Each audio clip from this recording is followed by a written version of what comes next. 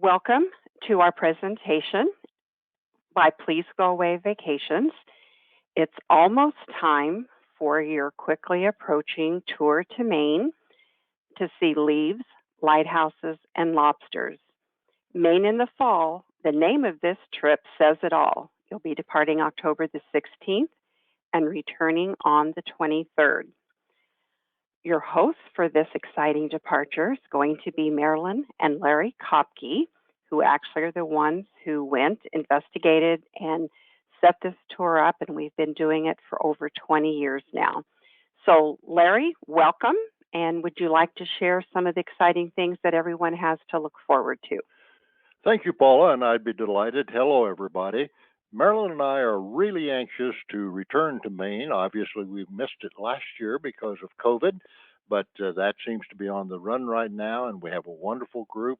Interestingly enough, I think 9 of us have done this tour before, so there will be some reunions going on as well as the opportunity to meet and make new friends. Uh, as Paula said, Marilyn and I created this a number of years ago, and you will find that we truly love Maine and the people of Maine, and we hope to convey that to you in this presentation as well as when we are actually in Maine. So, Paula, let's take a quick journey of what we're going to see, and then we'll get over to you and you can get into the nuts and bolts. What you're looking at here is where we're going to be staying for an entire week. This is the famous Bar Harbor Inn. Located just a block off the main street of Bar Harbor, Maine, situated on the Mount Desert Island. It is famous for its facilities and its ambiance and its view. The water that you see in front of you is Frenchman's Bay, and every one of us will have balcony private to our room overlooking the bay and the comings and goings. This is an interior shot of the main lobby of the what we call the main inn. You can see that it's reminiscent of what one might think of as a New England inn. The fireplace is going. That happens to be myself on the couch on the left and several of our past travelers on the right-hand side. It's a great place to reconnoiter, have a cup of tea. They have many flavors of tea, coffee, and a couple of times during the day they bring out fresh baked goods to munch on. So it's a sort of a gathering place. This is one of the more famous things that we like to have people observe. In fact, I will be pointing out to you as we travel from Bangor, Maine to Bar Harbor, Maine, a trip of about 40 miles. We fly into Bangor. That what I recommend that you do when you go to bed the first night is pull your curtains and drapes back all the way, because this is the sunrise view you will have from your balcony. You can see the sun beginning to peek over Porcupine Island, Frenchman's Bay in the foreground. And if you look closely, you can see a huge ocean liner making its way into its anchoring area, where it will be disembarking its passengers for their day stop at Bar Harbor. I mentioned the comings and goings of the bay that is in front of our accommodation. This is a lobster boat, and you'll see many lobster boats. They have sort of a putt-putt motor sound, and they contrast nicely with the comings and goings of the huge ocean liners that come in almost daily while we are in our accommodations. It's interestingly an important point that ocean liners arrive and come into port early in the morning, and lobster boats are going out on location early in the morning because they cannot pull traps before sunrise, but they start pulling their lobster traps immediately upon the first ray of sun showing over the horizon. Just the reverse happens each evening. It's certainly different from central United States. This gives you a view of the state of Maine, and we're just going to point out to you that if you look sort of at that white portion, which is the state of Maine, and look right in the very center and down on the water's edge, a little bit then to the right, and that is where we will be headquartered. And literally, we will be traveling most of that coastline and the rugged, rock bound coast of Maine during our daily jaunts away from our accommodations at Bar Harbor. We will have a private motor coach that takes us on these jaunts, but we will return each evening to our accommodations on Mount Desert Island at Bar Harbor. Uh, this is where the name of Bar Harbor gets its origin.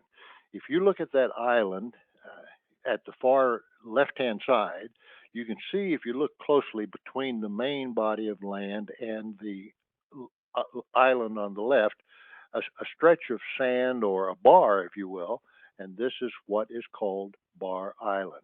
We are actually on top of Cadillac Mountain here, which is the highest point on the Atlantic seaboard north of Rio de Janeiro, at the amazingly low height of 1,532 feet.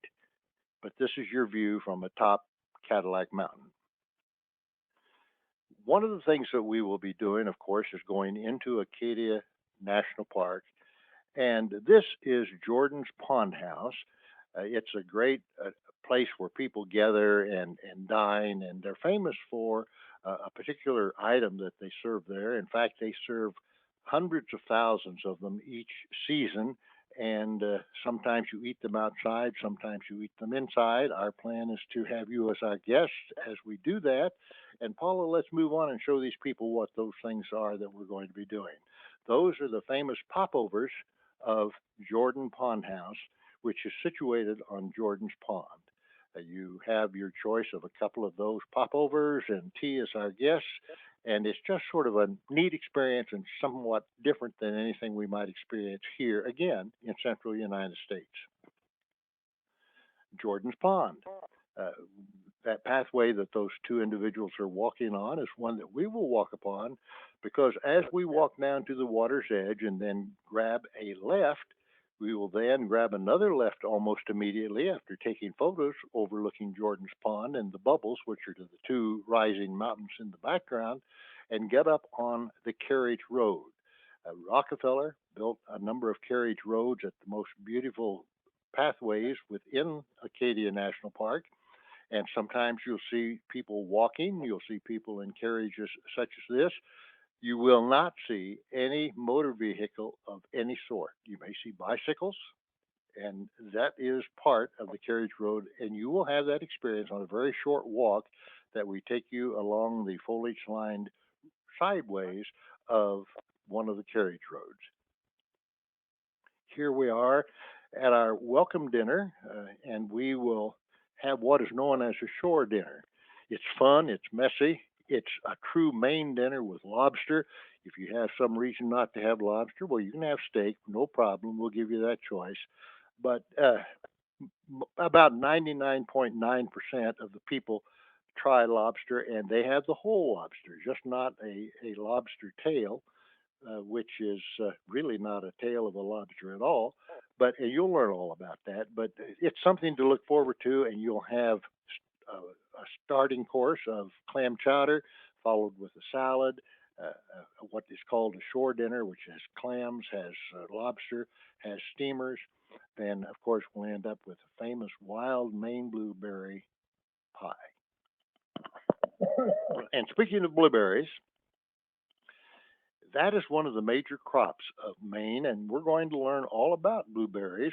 You can see in the lower right-hand picture here a field of blueberries in blossom and ready to be picked. Uh, we will not be there at that time. We will be there later, and those leaves will actually, for the most part, have taken on a bright foliage of red color and will appear like fields of red because they are not bushes, they are vines growing on the ground.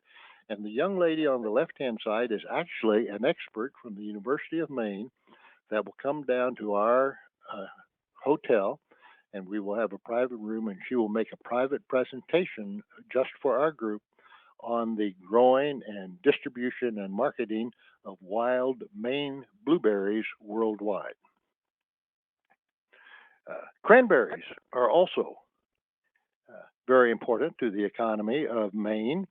And this is our personal friend, Bob Hammond, with the cap on and the microphone on. And he lets us stop by a couple of his cranberry bogs. Bob is 4 times past president of the Maine State Farm Bureau. He's a personal friend, just has a wonderful story to tell, and gives you the inside information about the growing of cranberries. I will make one observation. He thinks the 2 guys standing in the water in ocean spray uh, advertisements are pure idiots, and he'll say something like that, but he can say it, and you'll learn more about that. Moving on. Another thing that is so prominent in the economy of Maine are their cottage industries. They're not large. You really don't see them. They're off the road a couple 3 miles. But if you go on, say, Amazon or Google and pull up U.S. bells, you will find that they are one of the really recognized bell uh, manufacturers and of bells of all types, sizes, and very high quality. They receive special commissions to do huge bells for commemorative purposes. They have little bells. We have a bell in our front office here that signal when people come through that we get here. But this is our friend Dick Fisher, who is the owner and operator, along with his family members, of U.S. Bell Foundry. We'll stop there. He allows us to stop at his cottage industry, and we're actually in a garage here. This is a former group where he's telling us about the making and casting of brass bells, a cottage industry of Maine. Camden, Maine. We'll see this. Forbes magazine names this one of the 10 most beautiful cities in the United States. It's where the film Peyton Place was filmed, and you can see that it sits on the water, and it is lined with foliage. This is somewhat reminiscent of what we will be seeing normally during our visits to Maine, and the white-spired churches are always present in many of our locales throughout Maine. Speaking of white-spired churches, this one is at Soamesville. We'll walk over and we will really take you to the backside of the church here, which is what this is, to give you a better view of the spire, because you can have a wonderful view from the front, but it's uh, sort of messed up with power lines. So we take you to the back. So if you want to capture a good picture up close of one of New England's white spired churches, you will have that opportunity at the first town of Maine, Soamesville, situated on Soamesville Sound. Soamesville Sound also is the home of the most photographed bridge in all of Maine. This is a picture that my wife Marilyn took several years ago, and it's just a peaceful place to stop, reminisce, and you can walk across the bridge if you like, take in the foliage, uh, take a moment to relax, and take in your surroundings. I mentioned that the blueberries would take on a red color. This happens to be a field of wild Maine blueberries. They grow on a vine. They're native. They are not cultivated. Uh, a single vine can cover up to an acre in size. They've been there as long as men have occupied Maine, but this is part of the fall foliage that one does not really think about when you think about the colors of Maine in the fall. This is on the ground, and you'll see fields like this, sometimes not quite this dark, but sometimes even darker. Of course, lighthouses play an important part in this itinerary. Maine has the second most lighthouses in the United States, second only to Michigan with its many locations on the Great Lakes. But this is one of the more famous lighthouses of Maine. We will go here. You will be able to walk right up to it. This is West Quoddy Lighthouse. Each of them have different markings. This has the concentric horizontal circles of red and white. This is how they can be located and identified from sea visually by the ships that pass by. And an interesting thing about this is that when you go down to this lighthouse and take a picture of this lighthouse, About in that area where that flag is, there is a marker, a rather large granite marker, indicating that you will be standing on the easternmost point of North America. I should correct me, Paul. I need to go back. Easternmost point of the United States, not the easternmost point of North America, but the easternmost point of the United States. Okay, another thing that we will do is that we will go to an area as we go down south in Maine, and we will stop at the Jonathan Buck Monument. I won't tell you the story about it now, but just let me tell you right now that the witchcraft trials were real, and Jonathan Buck and the monument here played a significant role in witchcraft trial history of Maine.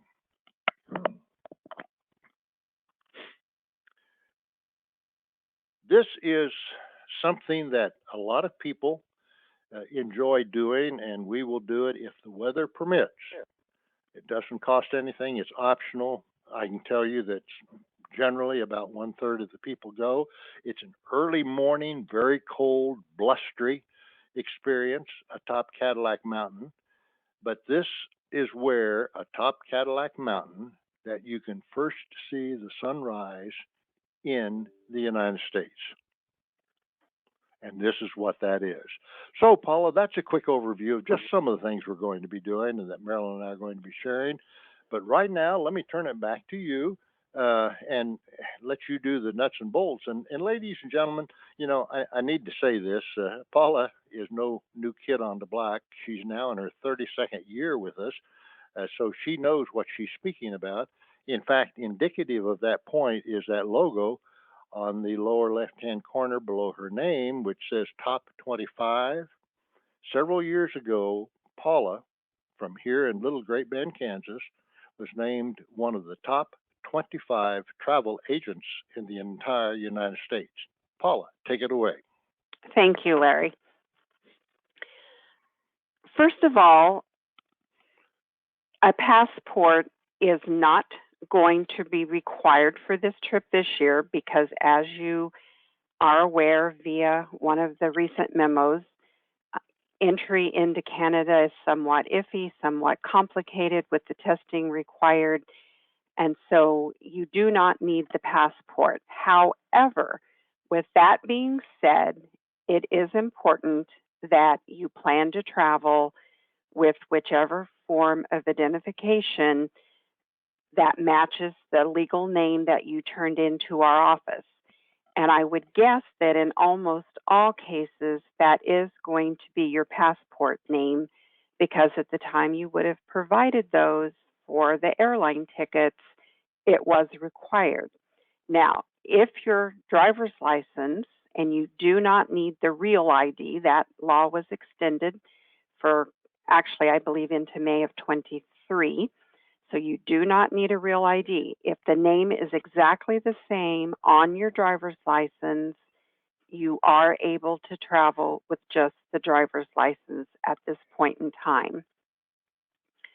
So do keep that in mind. And if you're not sure of what name, there was a memo that went out that had the names confirmed on there that we were using, or please feel free to give us a call and we'll visit with you about those.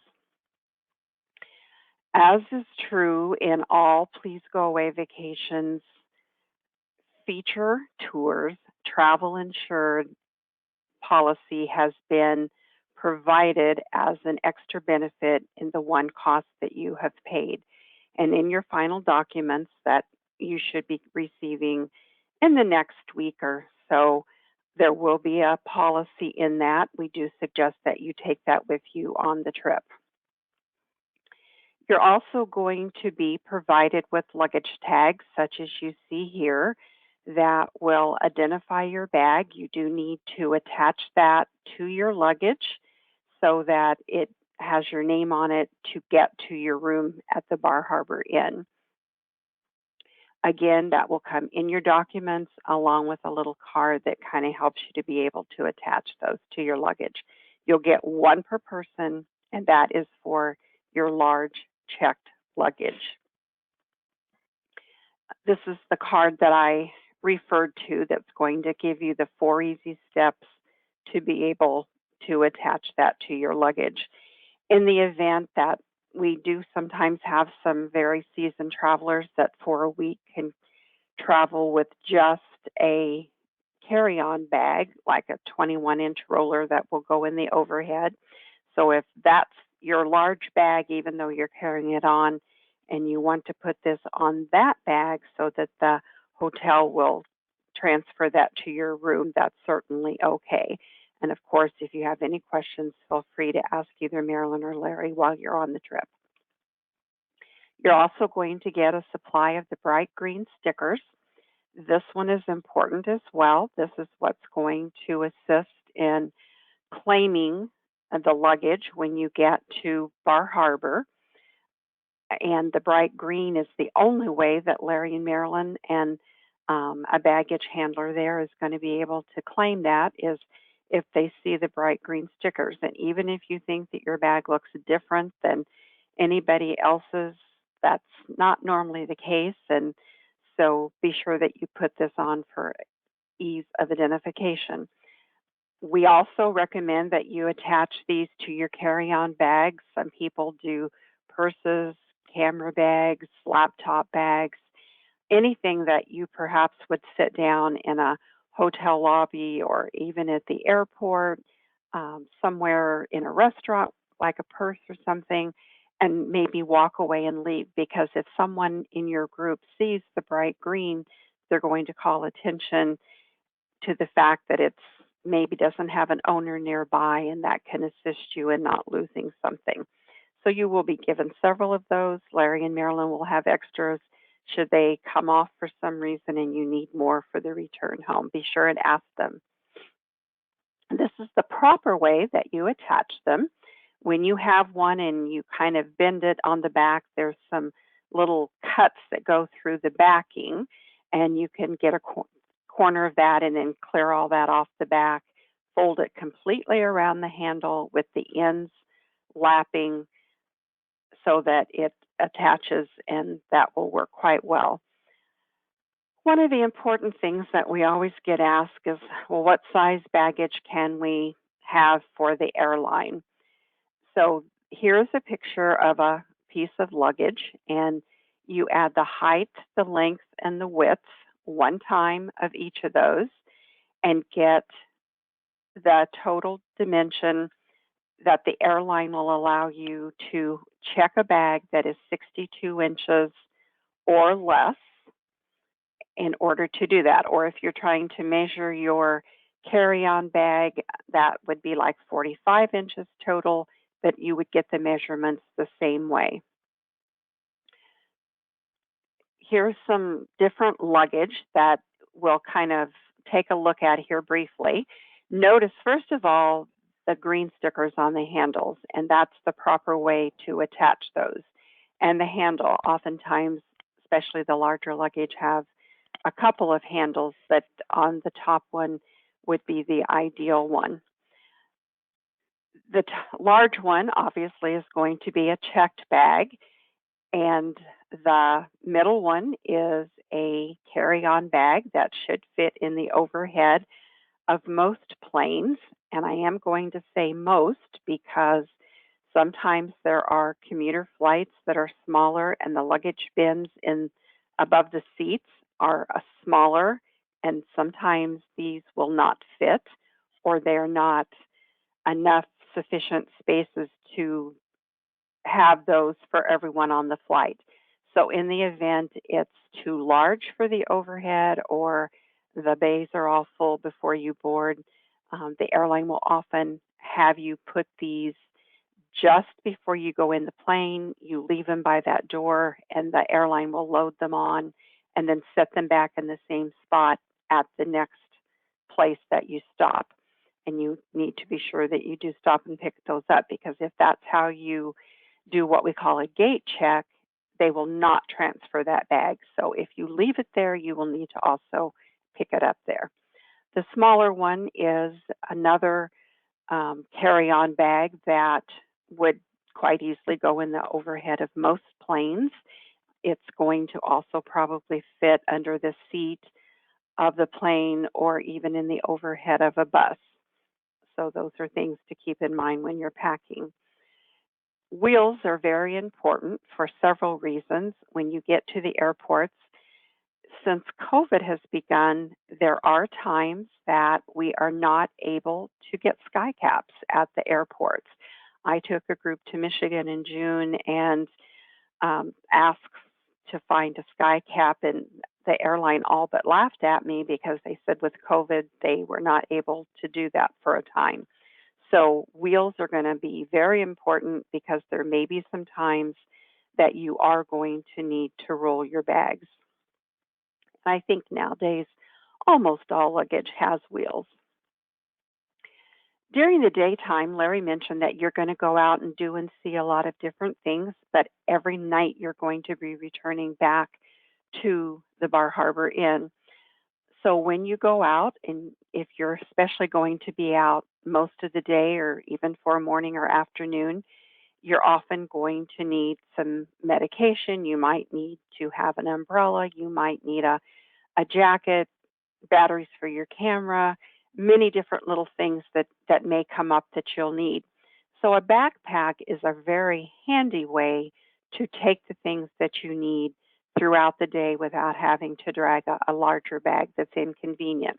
You can easily put some water. Most of backpacks have a little side area that you can put a bottle of water in, but anything you're going to need. And this most definitely is going to be able to slide into the overhead of the motor coach so that it's not in your way. You can leave it there throughout the day, but have access to your items. Another thing you may want to do is have some money, maybe credit cards, um, things of importance such as that you could put into a little zipper bag and then tuck that down into the bottom of your backpack to keep it more secure. Another important thing when you're flying nowadays, and has been for quite some time, is the 311 rule. And if you remember to do this, then going through security is not going to be an issue. We often hear people talk about how awful it is. Well, it is if you don't follow the rules. So remember, everyone is allowed to take containers that have liquids or gels only in 3-ounce containers or less. Each person is allowed to have a 1-quart bag, and that is a per person rule. So one person, 1 quart of 3-ounce containers. If you need containers of liquids or gels that are larger than that, you can check them, and that's fine. You just would not have access for them throughout the plane or throughout the flight. Another thing to keep in mind is that medical needs or medicines, if you have anything such as that, do not count in your restrictions as far as your carry-on items on the plane. Everyone can take a carry-on bag plus a personal item, and then if you have like a sleep apnea machine or something like that, that does not count towards your allotment. If you're going to be using sleep apnea machine, we also would suggest that you take an extension cord. Sometimes the plugs in hotels are not convenient or away from the bed to where you can't reach to where they are. So it's always a good idea to take a little extension cord with you. If you're going to be needing distilled water, if you have not, and let us know, then please do that so that we can mention that, because the hotel is usually very good to accommodate that for our clients. So be sure and let us know that. So some various things that we're going to kind of talk about here is, first of all, temperatures. Weather is ever changing, and so it's kind of hard, but by October and as far north as you're going to be, we're going to anticipate that it's going to be cooler, especially if you're out early in the mornings or later in the evening. So you're certainly going to want to bring some jackets, sweatshirts. Larry did mention how cold it's going to be for those of you that do get up and go to Cadillac Mountain early that morning for the sunrise, so plan accordingly. You probably are going to want some hats, maybe gloves, um, heavy socks, things of that nature to keep you warm.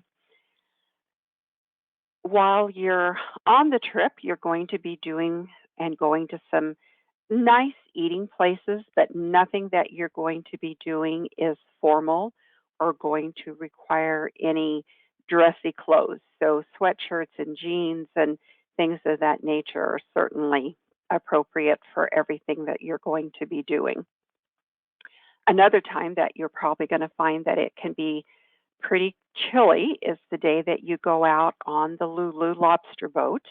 If there's a breeze and it's cool and you're out on the water, that kind of seems to make it even feel cooler.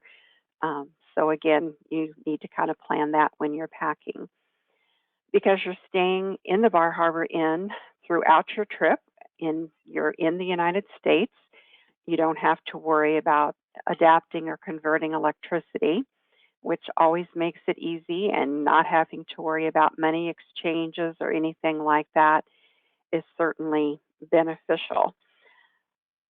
On the trip, most times when you're on a personally escorted tour such as this, there are tips that are recommended and pretty much kind of taken for granted, but this is a special trip, and Larry and Marilyn, your special hosts throughout, are not going to expect, nor will they accept, gratuities. So that really is a savings over a lot of trips that people do to the Northeast for fall foliages.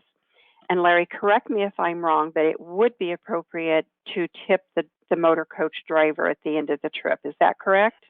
That is correct, Paula. And I Okay. would also say that insofar as anything that's included, all the meals, anything that we've included as part of our special features, gratuities are taken care of. The same is true with the maids at the Bar Harbor Inn. Uh, the gratuities for them are taken care of. Obviously, we have many times people want to do something more. We can't say not to do it, but it's not necessary because everything that is included in here is already with tips included. And again, we emphasize Marilyn and I will not accept nor do we expect gratuities of any sort. And this is true on any Please Go Away Vacations featured tour. What we really would rather have is if you like what you see, tell your friends, tell many friends about going away with us in the future. Okay. And good points there that anything that's included likewise would not um, require that you tip someone. So, uh, credit cards are always a good way to travel and purchase the meals that you need to buy on your own.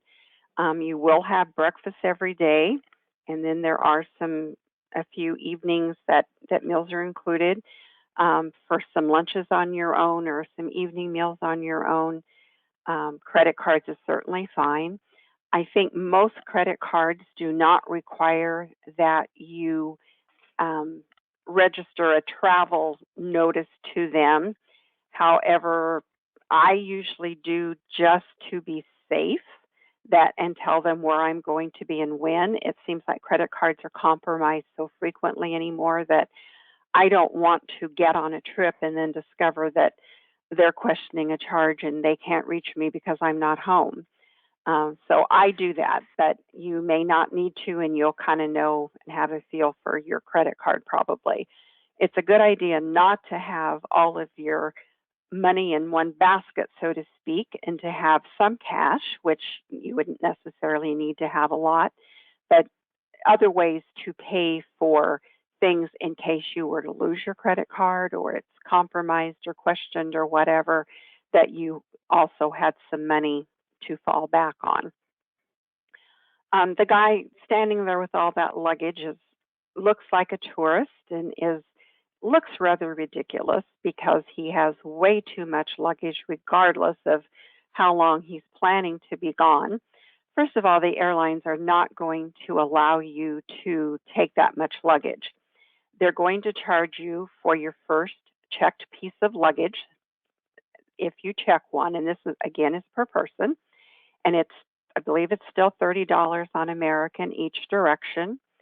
If any person took a second bag, they're going to charge you $40 each direction for that bag, as long as it does not exceed the 62 inches that we talked about or exceed 50 pounds. If it's 51 pounds or larger than the 62 inches, which includes the handle and the wheels, it jumps to $100. And on some flights, if it's full and people have a lot of luggage, they can even refuse to take the second piece of luggage per person. So and for a week, truly, you don't need to take that much luggage. Your trip does include luggage handling in and out of the property for one piece of check luggage per person. It would not include it for the second piece of luggage. So I think we've pretty much covered everything there. Um, Anything else, Larry, that you can think of that I maybe have gone over and not mentioned? No, Paula, I don't. I would just urge, as I'm sure you will, if people have questions, to contact us, and we'll always be more than happy to answer them. And while we're on tour, ask questions. There's no such thing as a foolish question. Marilyn and I will always do our best to answer those questions while we're on tour. If we know that you have a concern, then we can address it. Okay, thank you. So let's talk just a few comments about COVID because that seems to be on everyone's mind. First of all, you have to be flexible this day and age in travel because things do change and they can change very quickly. An example of this is, as I mentioned, I had taken a group to Michigan in June. And when we went over to Mackinac Island on the ferry, it was required that we wear masks because it was public transportation. We were there 2 nights, and while we were there, that mandate was dropped. And when we left the island, we no longer had to wear masks on board the ferry or any public transportation. So do be flexible, and Larry and Marilyn will be kept up to date of any changes and pass anything along that they need to you. Obviously, when you fly, and this is on the news, I think, constantly because people try to get by without doing it, but the airlines do require, and I guess I shouldn't even say the airline, U.S. federal law requires that you wear face coverings at all times while you're indoors at the airport and while you're on board your flights. And you do need to plan to bring your own face covering. Airlines sometimes will have a few for people who have forgotten them and they can pass them out, but they don't always have enough or have them, so you do need to plan your own. There is a requirement that the mask should be 2 layers of secured cloth, and it can be purchased or it can be a homemade one, and it must completely cover your nose and mouth, fit snugly to the sides of your face, and go down and kind of curl underneath your chin. So that is important that you remember that. In addition, currently, although there are not any restrictions for traveling from Kansas to Maine, you don't have to provide any proof of negative testing, vaccinations, or anything like that. No quarantine is required. So you're free to travel to Maine and return to Kansas. Again, there currently are no restrictions as far as quarantining or presenting any documentation when you get ready to fly or come back home. Currently, Maine does require that masks be worn on board all public transportation, which does include the motor coach that you will be sightseeing on. Now, as I mentioned, be flexible. That can change. You need to plan to wear it. You don't go for slightly over a month yet, so lots of things could happen between now and then. The motor coach itself that we have chartered will only have our group of people on it. We have purposely limited the number of reservations to approximately 50% capacity so that we can socially distance everyone around the bus. Larry and Marilyn will have do not occupy signs that will be placed at random around the bus to separate and kind of keep everyone spaced a little bit on board the bus. So I think that pretty much takes care of restrictions. I will mention that the bus company has advised that they have protocols as far as cleaning the bus and disinfecting and things of that nature that they will adhere to. And those things, other than knowing that we're being looked after as best they can, we don't have to worry about what they're doing. Just the fact that we know that they are doing these kinds of things of an evening and when you're off the bus as far as cleaning. The Bar Harbor Inn has strict cleaning procedures in place as well. Their housekeepers are doing a very thorough job and cleaning all of the public things, areas, um, elevator doors, and wherever you touch the numbers to go to other floors, door handles, light switches, thermostats, controls in your rooms, all those kinds of things. Key cards are being thoroughly cleaned between use, between each time people check in and out. They're really focusing on the cleanliness of the facilities in their day-to-day operations and trying to do their best to keep everybody comfortable and safe in the environment throughout your stay. So again, as Larry mentioned, please do ask questions before you go. Contact us at our emails or phone numbers throughout the trip. Be sure and ask Larry and Marilyn if there's any questions or concerns. And we'd like to thank you for going away with Please Go Away Vacations. And again, don't hesitate to contact us at any time. And answers at travelpleasegoaway.com, or you can always call us toll free at 1-800-362-9347. Any closing remarks, Larry? No, other than to say, Marilyn and I are anxious to go on this trip, which is just more than a month away. We're looking forward to traveling with each and every one of you. Thank you for sharing your time with us.